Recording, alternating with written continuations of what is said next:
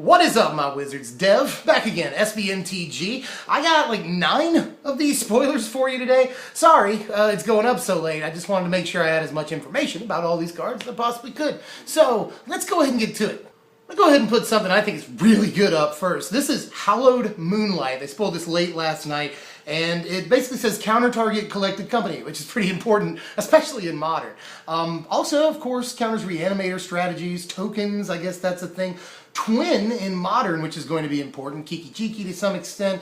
The occasional See the Unwritten. This does a lot of stuff for us in Standard and Modern, so I do in fact like this card. Obviously just sort of a sideboard option, but it will do some work in some formats, I think.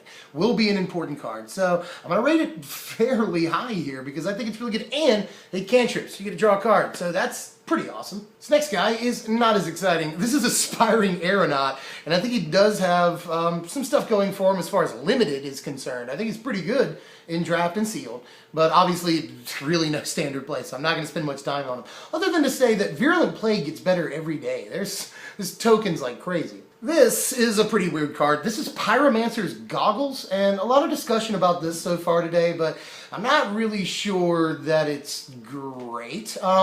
You know, in a traditional red burn deck, it's going to be the 6th turn before you can start really doing anything with this. You're usually out of spells by then.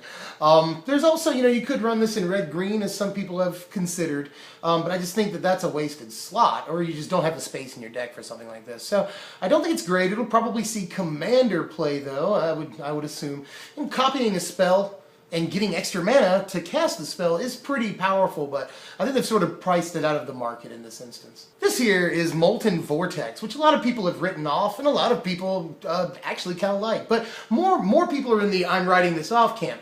We had a card back in the day, Stormbind, which was really important, and of course, Seismic Assault. This is a quote-unquote fixed version of Seismic Assault because you have to pay mana for it. I think that this might go with Aggressive Mining, even though I still don't think Aggressive Mining is a deck.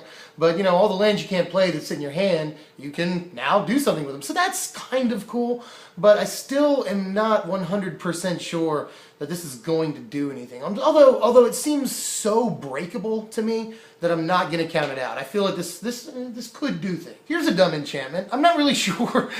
This is probably the card that I'm like least excited about, honestly. Like, I'm not even sure that this is great like in Commander or anything. Let me know if I'm missing something here, because I feel like that's way too much mana for really not much. I mean, it's like Bitter Blossom is good and all, but that's because it costs 2, and this is just in no way in the same league as something like Bitter Blossom. Some people are comparing it to that. And in no way is this Bitter Blossom, guys. It's just not. So I'm not a huge fan. I'll have you know. This next guy is Goblin Glory Chaser, which is just, again, with the dumb names. But just a couple of days ago, I was like, I'd really like to see a good 1-drop Goblin. And this is exactly, I think, what this is. So, is it premium? Maybe. 2nd turn, you can obviously do the Subterranean, whatever his name is. Nobody can remember his name when they're talking about him. Here's a picture of him right here. He's also in Magic Origins. But you can play him 2nd turn, get this guy through, activate Renown, then he has Menace. That's cool. You could always play Hammerhand on him 2nd turn. So there's plenty of things that you could do to get this guy's Renown trigger off. And he becomes really good once you get Renown off. He's a 1-mana 2/2 you have to work for, but you get extra value when he does become a 2/2. And people are probably going to let this guy through once you've got Horde of Rabble Masters and Pile Drivers and stuff coming at you. So this guy probably gets lost in the shuffle or just prioritized way down the list. So I think his Renown will go off at some point in the game. I think this guy's pretty good. He's probably not going to make waves in anything other than Standard. Goblin Guide is just ridiculous, but this is a more than fair card for Standard, especially once things like Foundry Street rotate out. That card is just crazy. Yet another card. This is Ember Maw Monstrosity, which I've done a lot of thinking about. I'm not totally sure if this is good or not, and a lot of people are feeling that way. There's no one like really hardcore supporting it. There's no one really hardcore against it. 5 mana for a 4/5 is probably fine. It's splashable.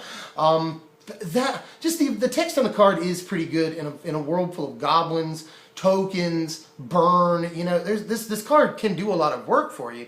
Turns your lightning strikes into Stoke the Flames and your wild slashes into lightning strikes, and that's seems good at the very top of your curve, but we also have we have Stormbreath Dragon, and Thundermaw Region, and Avaricious Dragon if you want to do that. So I'm just not sure that this will be able to find a place in a world full of fat dragons at that end of the curve. You know what I mean? Here's a card I'm fairly interested in. This is the Great Aurora, and that's a cool name.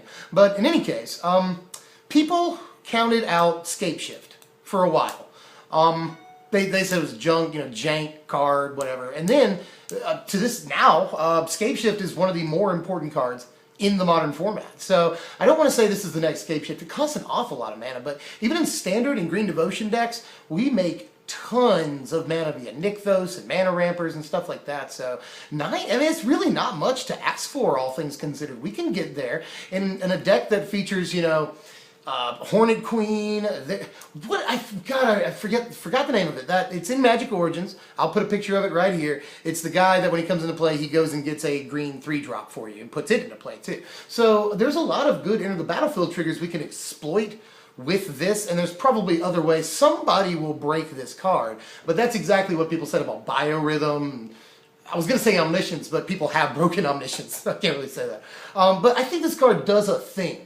Just had to figure out what that thing is. I don't think it's very straightforward, but I'm going to go ahead and rate it a little higher than I probably should, just like by 1/4 of a point, because this probably will end up doing something.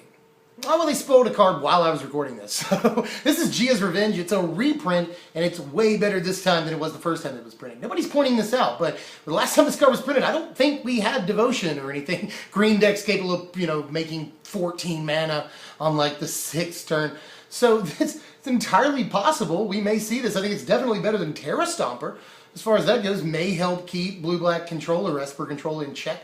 So I actually think this card may make far more waves than it did the last time. Another notable thing is that it's not Mythic anymore. It used to be Mythic, now it is Rare, which means you're far more likely to see it in limited play. So you get this in Sealed, I'd probably play it. Survives Languish, Stoke the Flames, Exquisite Firecraft, just a lot of things that we're playing right now. It survives pretty much, it's got hexproof for the most part, except for like Abzan Charm, this doesn't go under that.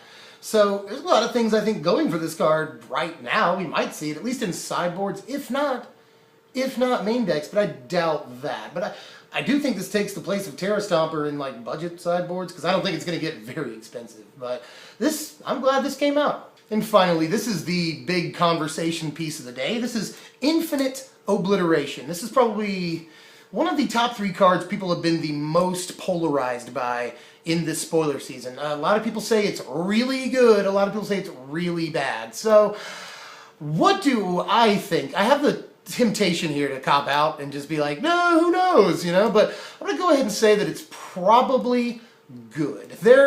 Especially in Standard. Modern, maybe, but not as much, obviously. Now, in Standard, there are some issues. A couple of them being Green-Red Dragons, Green-Red Devotion, those decks, they don't really care. They don't really care if you remove one of their enormous threats, because they have 1,000 of them. Esper Dragons will probably just counter this, all things considered. There are reasons why it might not. Siege Rhino. Everyone's saying this takes care of Siege Rhino. Situationally, yes. Siege Rhino, though, Abzan decks usually seek to play Siege Rhino on their 3rd turn. So, this card would only be relevant if they didn't get an Elvish Mystic or Sylvan Caryatid, which is very likely to get those. And you are on the play. If you're on the draw, it's no longer relevant. They'll probably play their Siege Rhino. Now, you can still go get the other 3. I'm not saying you can't, but you're not dealing with anything on the board when you cast this card. Those are the arguments against it. The arguments for it are, especially in Standard, we're playing a ton of huge creatures on the top end of the curve right now. That means that a card like this is better. This is Hero's Downfall. This is Hero's Downfall mana. It costs the same as Hero's Downfall. And people are saying, oh, this is like a 4-for-1. And really, it's not exactly that. But in a lot of decks, it's going to take care of the big threat. If we can get this to resolve, it takes care of a Jutai, either Silumgar, Stormbreath Dragon, any of the 100 other things that we're playing right now. Doesn't hit Planeswalkers, which is kind of like it only hits creatures. But I will say, I was just asking the other day too for a good black removal piece, and I think this is a very interesting design choice for a black removal piece. Will it be the only efficient one we see in Origins? Maybe. But will this card make waves? I think so. I definitely do. People are saying blue-black control will play this card. I can get on that bandwagon, but maybe not until Hero's Downfall rotates. It might take a second, but eventually I think this card will find a home. And there's been plenty of good cards that had to wait to find a home, and I think this might be one of them. So let me know how you feel about all of these cards today.